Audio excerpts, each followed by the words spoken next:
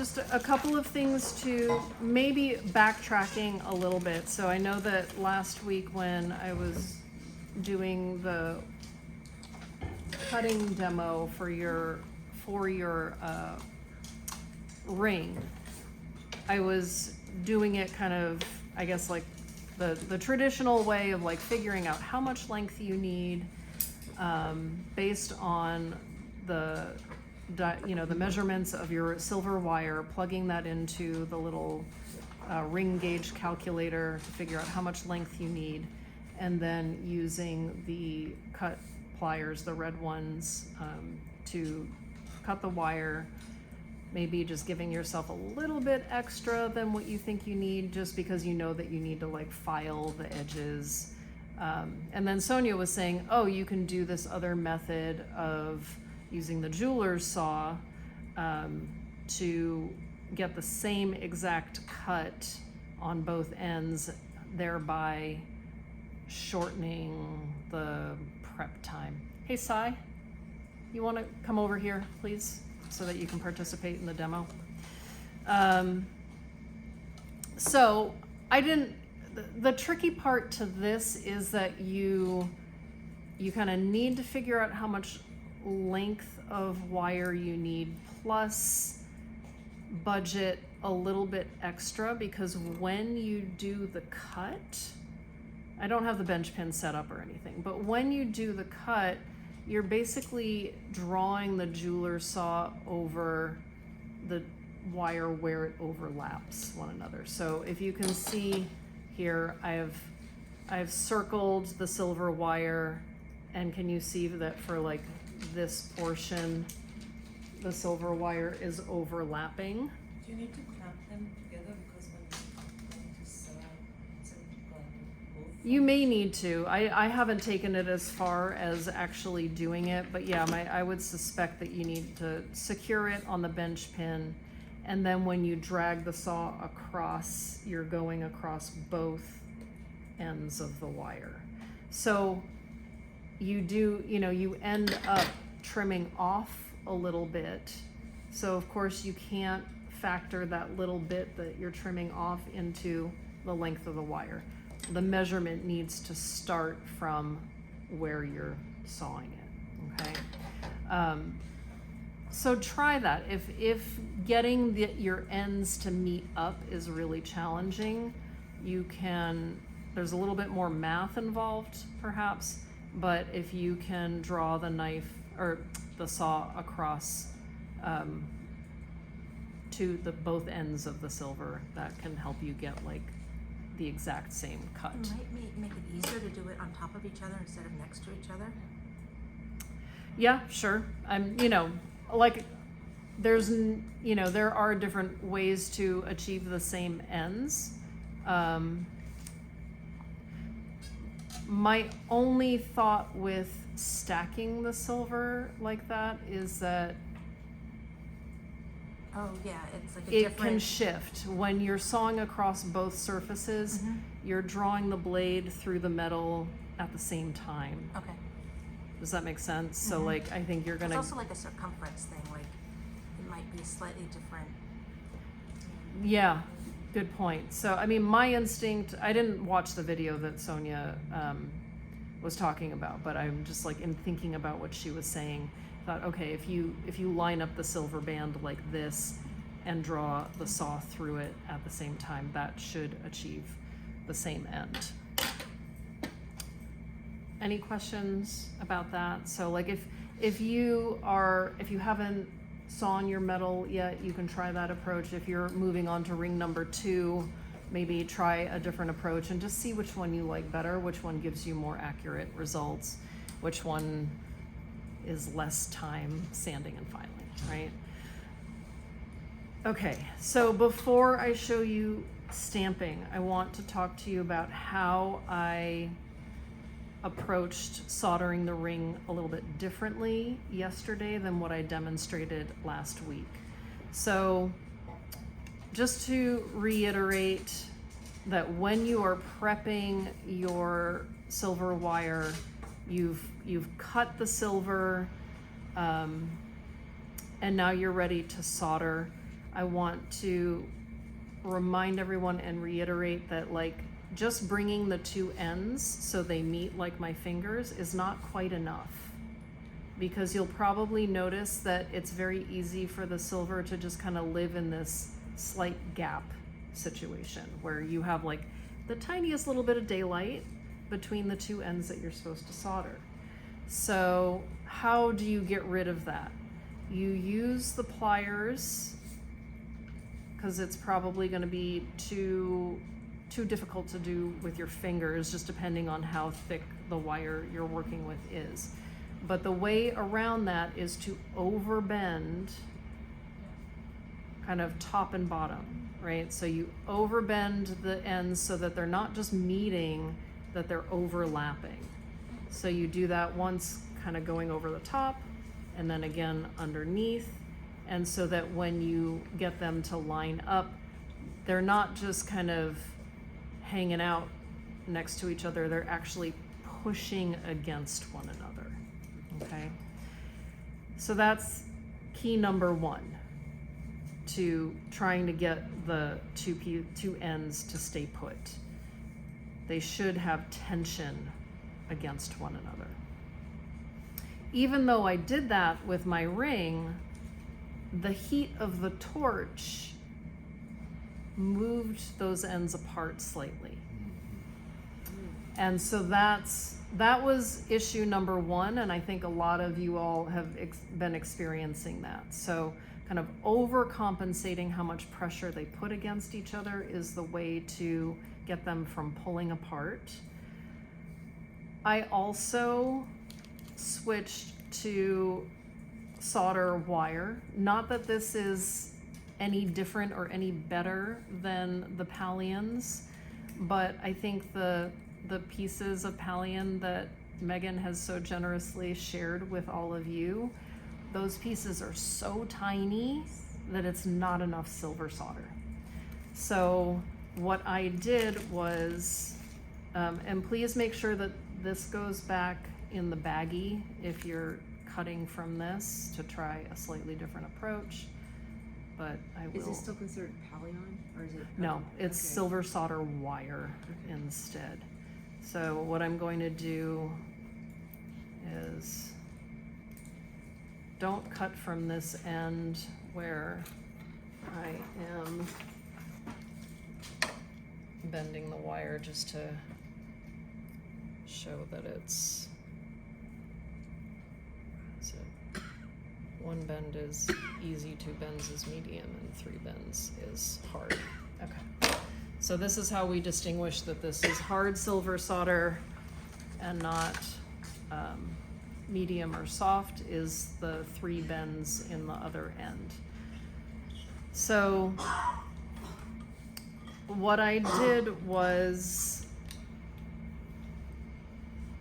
I held the wire up against the width of my ring, and I snipped about half of that width.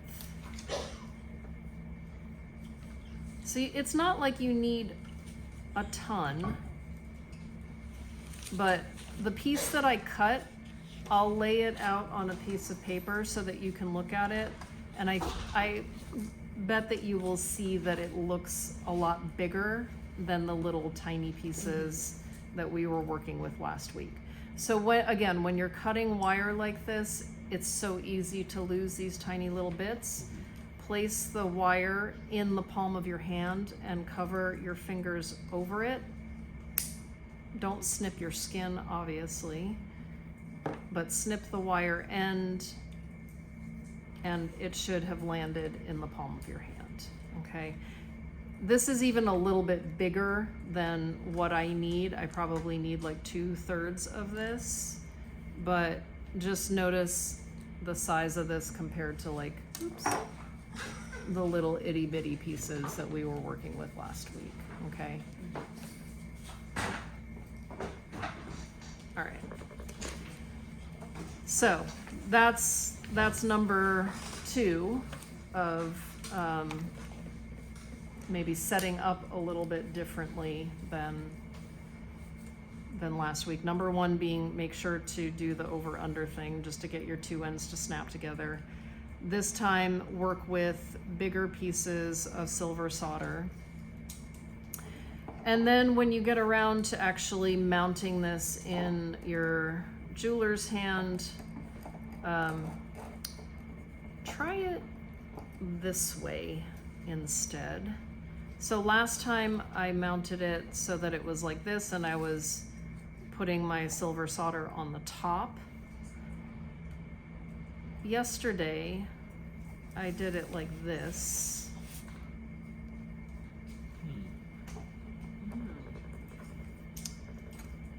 And I placed the piece of silver solder on the inside of the ring. And then when I was using the torch, I was heating it from below to draw the solder down through the seam. So my thought, I know this is, you know, I don't know how much gravity matters in this scenario, but my thought was like, okay, if we're continuing to have issues of the ring pulling apart when it is flipped and it's on top, what if I put the join on the bottom side and see if gravity can be our friend, so that like when the torch heats up the metal, rather than it kind of pulling apart because the seam is kind of on the top, if I've now flipped it, hopefully it won't want to pull apart because gravity is telling it no. It worked for me yesterday. I don't know if it was a fluke. I mean, honestly, I've done several rings in this fashion. I've never had so much trouble than I have with this one, with it pulling apart. The other thing that I considered was that this particular silver wire is half round. Those of you who bought the flat, I think you're gonna have a lot easier time getting the solder to kind of like stay put. And that was the other reason why I was like, oh, let me try it from the inside, because I'm trying to like, you know, that's the flat surface, rather than trying to get the silver solder to like stay put on a rounded surface, okay? Rachel? Yeah. So on the flat wire, when I made the ring last time, there's still a seam that shows. Yes. Okay. And I've already rounded it out. So if I rejoined it this way and added more solder, would that work, or should I just start with a new one? I can show you later. You can try to. The seam didn't sand away, that's what I'm saying. Yeah, so I think if we're doing things properly, I would suggest sawing the ring, Really? opening it up again. Mm. Yeah, because you have to remember that solder does not fill, it just joins. So if there's a gap in your ring, if you're following best practices, you're not going to try to use solder to fill a gap. That's kind of not the way that you're supposed to do it. And I don't know that it would even work. Maybe it's like liquid. What's that? No, I'm thinking about it. It's like liquid glue. That's what I. Yes, I think that, Talia, that's a great way of thinking of it. It is, it's like, you know, super glue that is super liquid. You can't really use that to fill a hole. It's just going to like keep coating the hole, I guess. You know, so you really, the name of the game is really just no daylight between the ends that you're trying to solder. And if you end up with a gap, like if I'm putting my best practices hat on, I would say saw it apart and do it again. It'll be smaller, the ring will be smaller. You're taking away silver.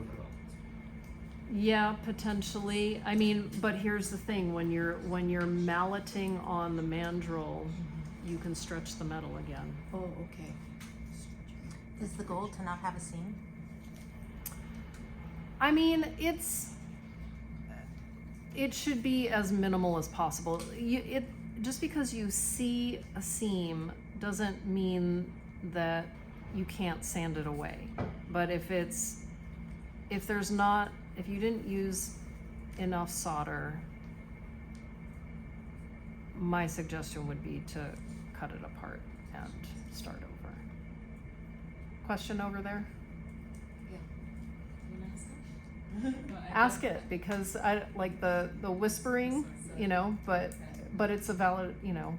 I was just wondering if there is if we want to cut something, not straight. Yeah. If there is like some kind of sword that we can just. A sword. Sword. Yeah. Well, I mean, it's really your jeweler's saw. You know, I don't like for a ring seam that it's not very wide. Like, I don't think you'd want to do like a crazy squiggly cut. But what Sonia was talking about last time is that, like, if you do this method where you overlap the two ends, you can cut it on a diagonal. It doesn't have to be a perpendicular cut. It can be on a diagonal, and you know, you can still get a successful solder. I can't think of a soldering situation where you would want a wiggle, not for any kind of structural purpose, maybe for aesthetic. That could be a possibility, but you are gonna want to do it with your saw. I just want to say I did watch a couple videos on soldering silver rings, and he did say having that setup where the solder's on the inside and it's hanging below actually does have a higher success rate. You're using gravity to control the molten pool. Yeah. I And think it that's also- it's not just the rings coming together, but it's Yeah, the you can- molten pool. But it's also, it doesn't fly away as easy, and you Yeah. can see Yeah. exactly where it is and how it pulls in. It just has better control. Yeah. It Where seems does like the you torch need it come on in? the Do you come in opposite side. sideways All or over, That's because all you want to over? keep it all over the ring too. I need to And you anneal want it this inside. anyway before I start hammering it, so I'll show you, like, just imagine that this piece of silver solder is sitting on that seam. I'm going to put it back in this baggie. And someone can use it later. Okay, so when I silver soldered this yesterday, I turned on the torch and I approached it kind of from the side.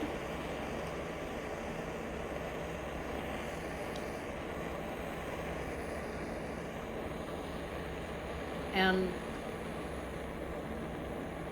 a little bit from underneath.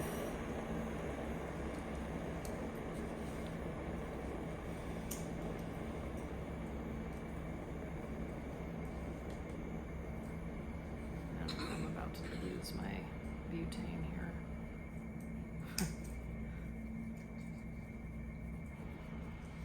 Come on.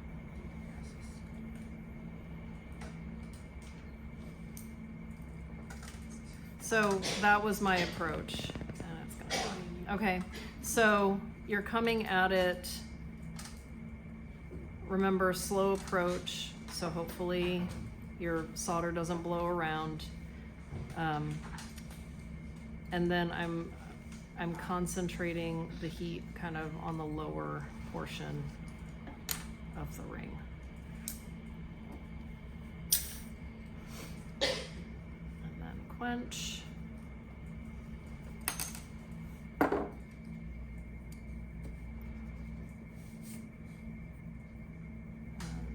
hopefully I didn't do anything to my join, okay? But then, just as a reminder, your next steps in the process would be to slide the ring onto the mandrel and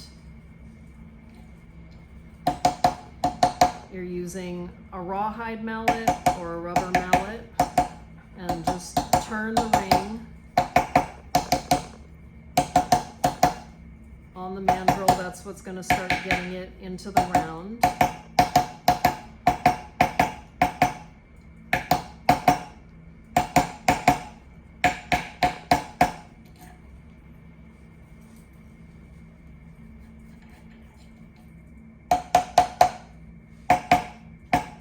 And remember, as you're doing this, you are work hardening it.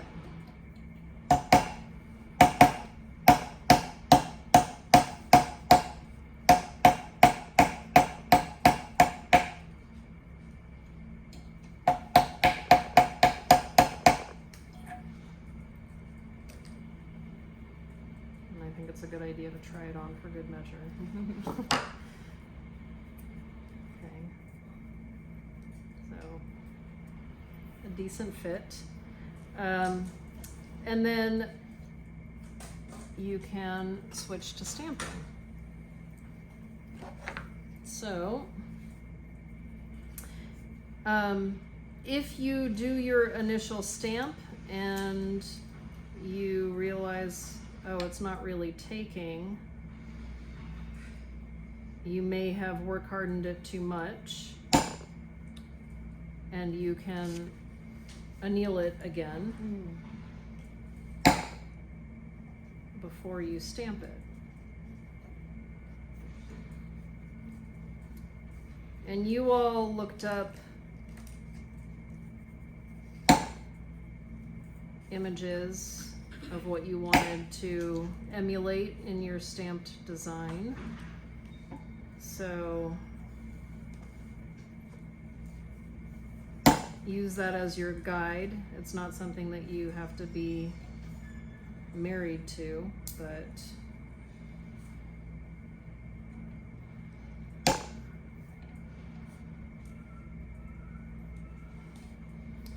the other thing about the half round is that it's definitely a little harder to stay When you on said top. when you said to anneal the ring if it's too hard, what does that look like? How long do you heat up the metal? Like, do you just put it on there and then? Yeah, you can just put it back on your block and heat it Okay. up until you get to that familiar glow. That glow, that red glow. But here's the thing about, like, if you heat too much, It melts. it melts, and you can get a lot of fire scale. A fire scale, it is, unless you go really crazy, like it is something that is on the surface, right? And you can get rid of by sanding and polishing. But you can heat your silver to the point of melting. So Yeah. that is your cautionary tale. So you're looking for that initial glow, but like if it's like red hot for forever, like that's overkill. You don't need to do that. So I'm not going to make you watch me stamp this whole thing, but you get the idea. You're kind of turning it and stamping it as you want until you get the desired impression. I'm going to set up the liver of sulfur patina pot, and then when you're done with it, throw it into the patina pot for about not even 5 minutes. And then you'll fish it out, rinse it off in water, and then you're gonna just use some steel wool to bring it back to the silver on the surface. And then if you did it correctly, the liver of sulfur will be down in the textured areas, and then you'll start to see that nice contrast of your design. Can you repeat the name of the liver? Liver of sulfur. I know, it's a very strange term, but liver of sulfur, 3 words, yeah. Meg? When we do the annealing, do we need to put the flux I know flux for flow, but also for clean, right? If you're just stamping, you don't need flux. Okay. Yeah, you're just annealing Annealing. to soften the Okay. silver. Mm. So if you're stamping and you find that like I'm really hitting, and I'm not seeing the impression of the stamp, that might be because you've work hardened the silver enough that like it shouldn't be a huge struggle to get that stamp to make the impression, right? But if you had to shape it a lot on the mandrel, or like if Peggy, cut the silver wire, resoldered it, and now it's suddenly smaller, then you're actually, you're working on the mallet, and you can even like work on it directionally, pushing it towards the larger end, stretching the metal a little bit just to make sure that it'll fit on your finger. How much would it stretch? Get to a point I mean, where you can stretch it like it'd be full ring size.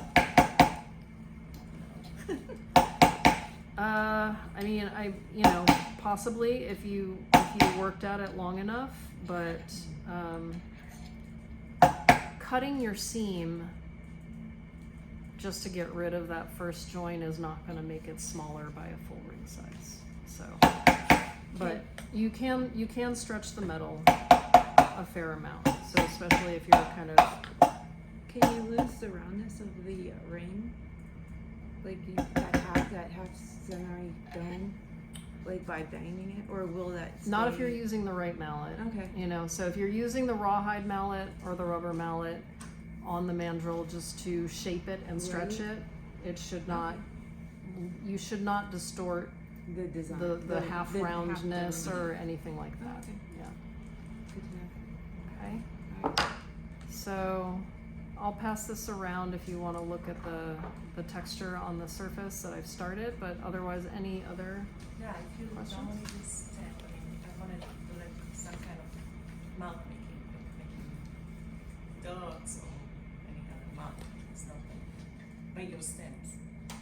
that's okay. You don't have to use my stamps. You could literally use, you could use like a screwdriver and, you can use an awl, which is just like the pointed, it looks like a screwdriver, but it's just got a point on the end.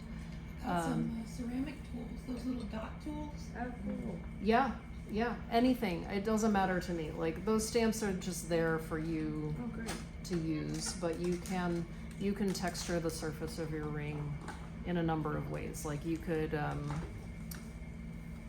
I don't know, you could take some like fire brick and like use that as a stamp. You could use a rock, Oh. yeah. So You don't like you don't just have to use like letters and numbers, So or you- flowers Could it and just be a textured pattern all over, like a rock? If you use Yeah. a rock and just texturize it, yeah, I mean it doesn't have to create be like a something for the liver of sulfur to grab onto, right. so that when you sand away Okay. the top surface, that Mhm. we still see a little bit of that. Got it. Because part of the goal of this assignment is just to create some sort of pattern and texture and contrast between the liver of sulfur surface versus the silver. Yeah. So if I wanted to do my name, that's gonna be a challenge, right? Because getting the letters lined up, because just doing it on the little On the Yeah. flat, flat, yeah. I was like, so, Yep. yeah, I guess that's. How do you I'm do not that? gonna do that. Do you mark it Are with there any paper or tricks something, to- or you eyeball it? And mark the line. You could write it out with Sharpie first, There you go. just to get the spacing. Make it perfectly crooked. Yeah, Yeah. exactly. Intentionally crooked, yeah. Exactly. I mean, if you don't mind scratches, slight scratches on the surface, if you use something like a pen tip or some sort of metal nib, you can scratch exactly straight lines on the surface that match up to the size or the width of the stamp, and so you can align it and make sure that all your letters are straight. Yeah, that's a great suggestion. So like if you want the letters to all the bottoms of each letter to kind of like touch a line, you could use an awl or some kind of stylus to Probably do a draw tape. a very, use like a ruler or a piece of tape even, draw that line in lightly, and then you can sand it away later. Ah. I'm sorry.